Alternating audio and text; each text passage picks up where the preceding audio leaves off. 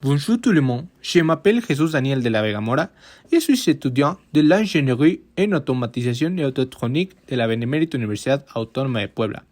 Aujourd'hui, avec mon collègue Fernando Castellán Ramírez, nous allons expliquer notre projet. Design d'un chercheur par expression appliqué dans nos pratiques professionnelles. Bonjour madame, je suis Fernando Castellán. Ensuite, je donnerai une explication générale de notre projet.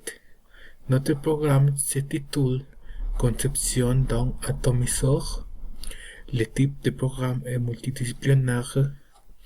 Les services ont une relation nos stages et les labos d'interférométrie. La date de début est le 2 août 2021. La date de fin est le 2 février 2022. Dans cette diapositive, les personnes en charge du projet seront mentionnées.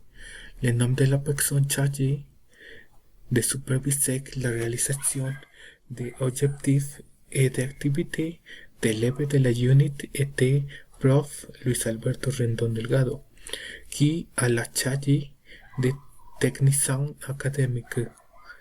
L'adresse où l'étudiant serait physiquement Avenida San Claudio et 18 sur Colonia San Manuel, edificio FM5, Ciudad Universitaria. Les sécheurs par pulvérisation est une opération unitaire dans laquelle un fluide est transformé en un matériau solide. En l'atomisation d'un minuscule gouttelette dans un milieu de séchage, produisant un produit ou de petites sphères en tant que produit. La diffusion de notre projet s'est faite comme suit. La partie 1 commence par la création des plans de fabrication et d'exécution de type PID. La deuxième partie couvre la réalisation de modèles 2D et 3D dans le logiciel de CAD. La troisième partie comprendait la réalisation d'études mécaniques de fluides computationnels. Enfin, nous réaliserons la simulation par analyse par éléments finis. Les logiciels que nous utiliserons sont AutoCAD Plan 3D, Siemens Unigraphics, NX12, Microsoft Excel et Adobe Illustrator. Au cours du premier mois, une proposition de plan de connexion de base a été faite dans le logiciel Adobe Illustrator. Dans ce plan, nous pouvons voir qu'il y a des connexions électriques et des connexions hydrauliques telles que du tuyau et des réservoirs. Dans ce plan, nous pouvons observer l'utilisation de la norme ISA pour pouvoir expliquer les connexions que notre circuit doit porter. En bleu sont les tuyaux de liquide et en bas sont les connexions électriques dans le circuit. Maintenant, je vais expliquer la section de conception CAD, 2D et 3D réalisée dans notre projet. Notre professeur responsable nous a demandé 3 modèles différents pour leur analyse FEM et CFD, recherchant les mesures conception en fonction des données d'entrée et de sortie. Nous avons commencé par le design d'un séchoir par expression avec un tube au milieu de notre cylindre. Les mesures sont les suivantes. La hauteur est de 90 cm. Le diamètre de notre cylindre est de 50 cm. L'angle de notre cône est de 23,7 degrés.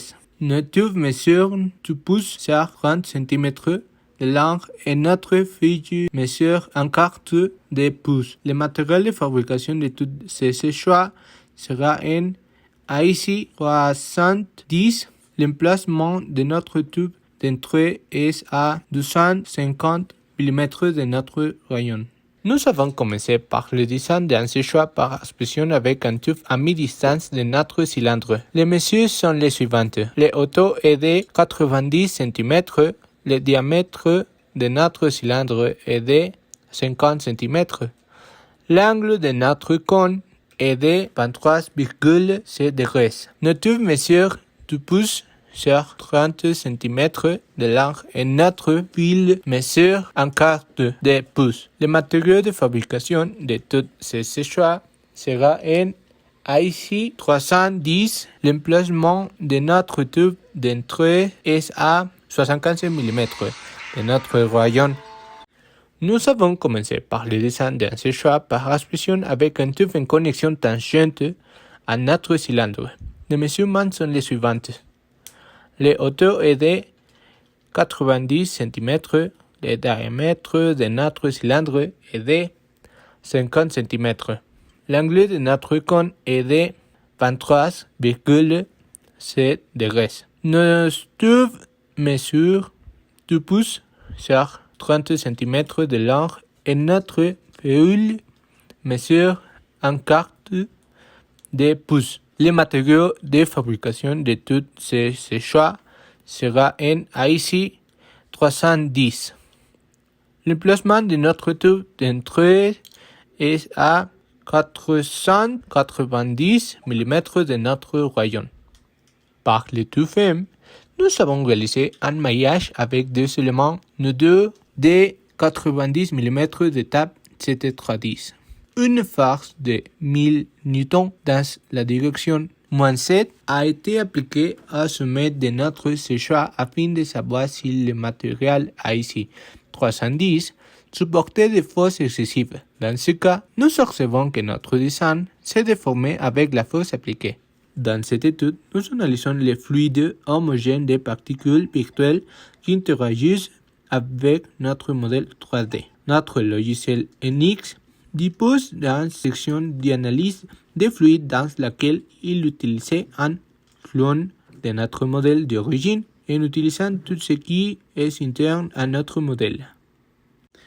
Pour l'analyse CF2 de notre design à mi-tube, nous avons noté qu'il ne crée pas les vortex cibles de notre sécheur.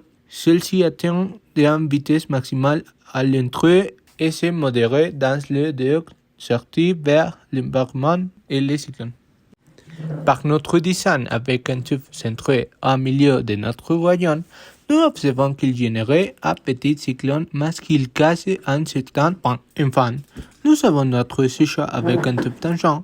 Dans ce design, si nous observons qu'il fait un cyclone, il a tendance à faire monter et descendre les particules vers les deux sorties. Compte tenu de ces résultats, il a été décidé d'utiliser ce design. Pour vérifier que le séchoir était optimal, nous avons été guidés par la simulation lors de la création d'un cyclone dans notre conception. Ainsi, les séchoirs tangents et les mesures pour notre projet.